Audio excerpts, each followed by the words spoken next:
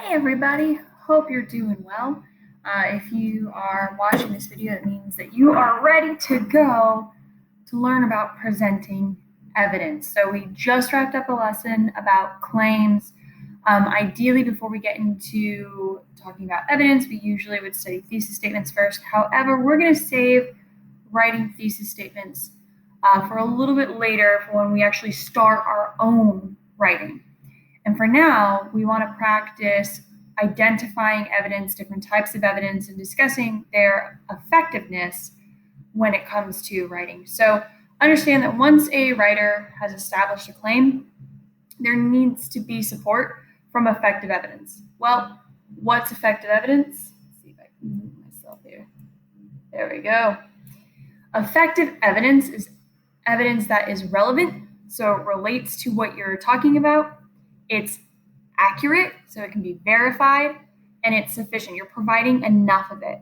So in your past classes, whenever you've written like an essay before, whether you're providing textual evidence or research, your teacher may have noted that your evidence maybe doesn't relate to what you're talking about and it's a little bit off and weird, or maybe you need to double check your sources because it doesn't seem accurate, or maybe you didn't provide enough of a quote so your evidence isn't sufficient. And so we're going to get into today about making sure that our evidence is effective by checking off those three boxes, but also talking about the difference between firsthand evidence, secondhand evidence, why both would be beneficial in writing, as well as also taking a look at logical fallacies, because a lot of times when we're writing or when we are evaluating writing and evaluating text, we want to be aware of logical fallacies that can be made that actually are detrimental to a person's argument. So let's begin. All right, so the first thing that you're going to need to do is actually take notes. So once again, you're going to need your lovely handy dandy textbook. You can either use your hard copy, or if you would like, you can go and use the online version. For this, you are going to be turning to page 102. And on page 102, it starts with just a general discussion of presenting evidence, reviews what I just talked about with relevant, sufficient, and accurate. And then it dives into logical fallacies. From there, it goes into firsthand evidence and types of firsthand evidence, and then secondhand evidence and types of secondhand evidence. So in your chart here, you will want to take notes on different types of logical fallacies. What are they? Write down the definitions. You will want to take notes on types of firsthand evidence. What are they? Write down definitions. And types of secondhand evidence. What are they? Write down definitions.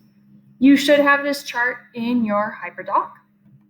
When you are done going through and reading through 102 to 114, stopping at the activity on page 114, you're going to copy paste your chart into the document on Google Classroom that's attached to this assignment and turn this in. So you're going to turn in your notes. This is a minor assignment as a way for me to check to make sure that you are doing the work outside of class so that we can have a successful live session. As you read, before you freak out about how long this is, you will notice that every so often there are long passages and samples. If you would like for now to skip these so you can focus on the content, you can. But I do highly recommend going back and reviewing a lot of these passages because they are really great examples for the different types of evidence and logical fallacies that we're going to be talking about today. So please go ahead before moving forward, because you will need the information from these notes before you can move forward. Pause this video, and when you're ready to move on, unpause and we'll begin. All right, if you are watching this video, that means you have unpaused and you are ready to continue.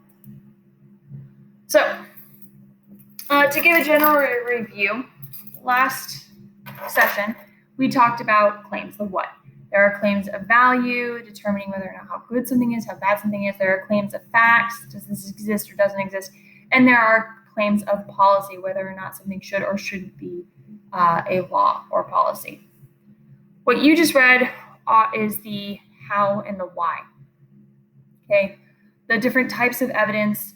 The book talked about firsthand evidence, which went into anecdotes, current events, personal experience. All of those things are considered firsthand evidence, especially if you're going to be focusing on your own personal anecdotes. And while they seem like they could be extremely weak, they actually can be useful in illustrating something or setting a mood or clarifying.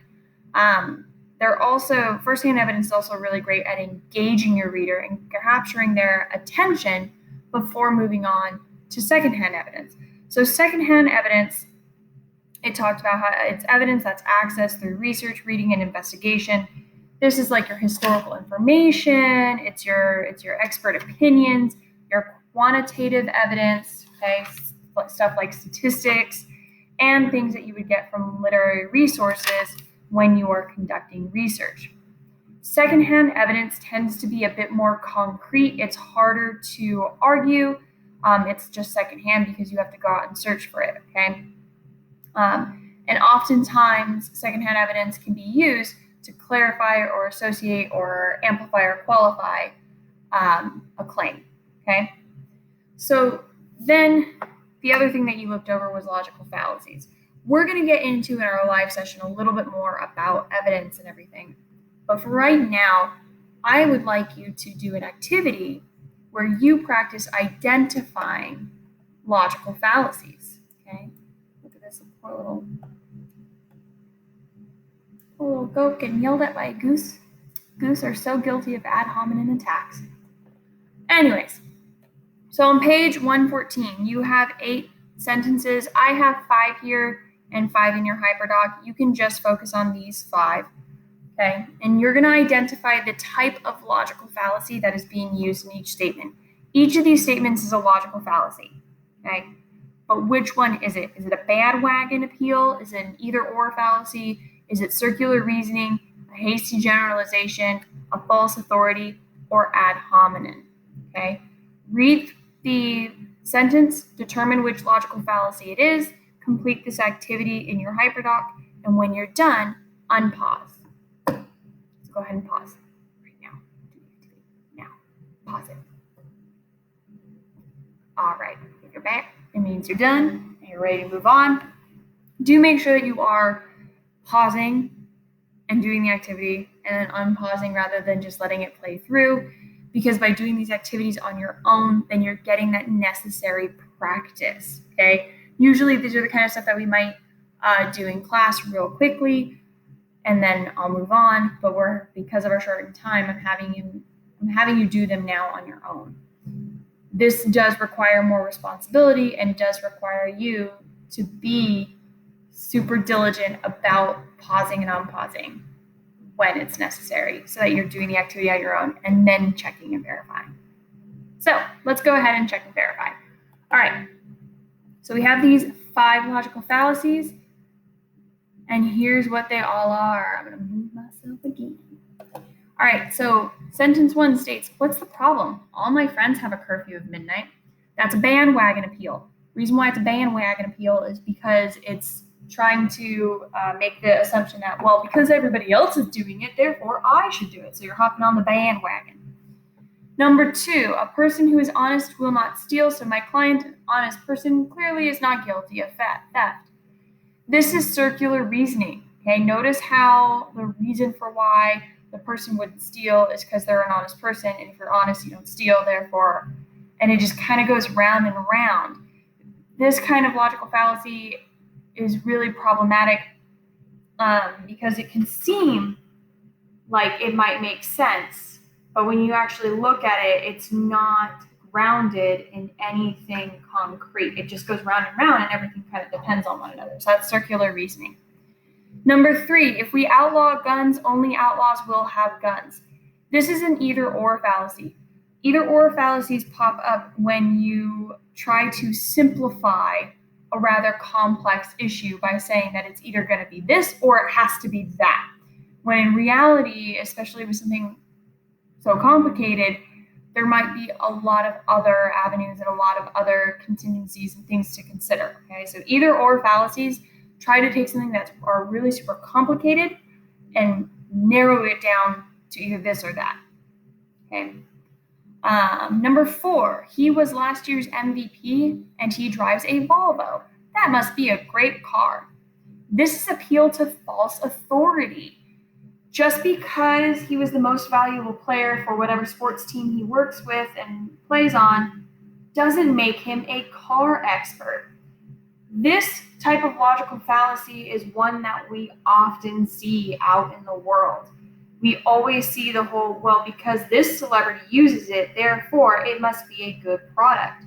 However, celebrities aren't necessarily experts on the things that they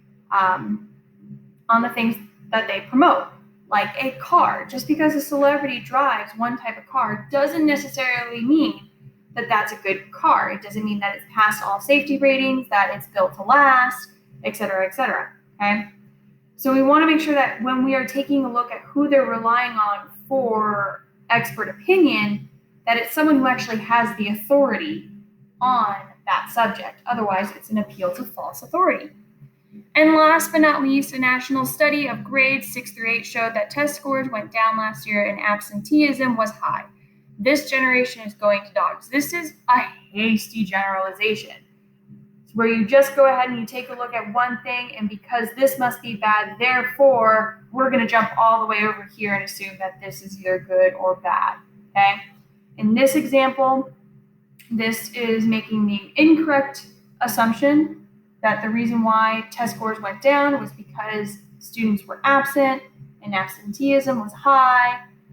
That may have affected it. It may have been other things. Once again, this is just like with the either or fallacy. Usually a hasty generalization pops up when someone's trying to take a very complex issue and oversimplify it and come to a conclusion way too fast.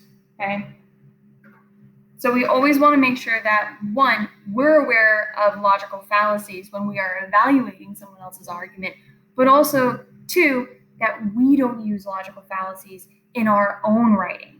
Because if all of our evidence and all of our claims are based in logical fallacies, our argument falls weak and it falls apart the minute someone recognizes these, okay? So as we move forward, when we reconvene for our live session, we are going to touch a little bit on logical fallacies, but we're going to get into a bit more about identifying evidence as it used for supporting certain claims and going through the warrants and line of reasoning that someone uses to back that evidence, okay? All right, so take care, and I will see you on the flip side.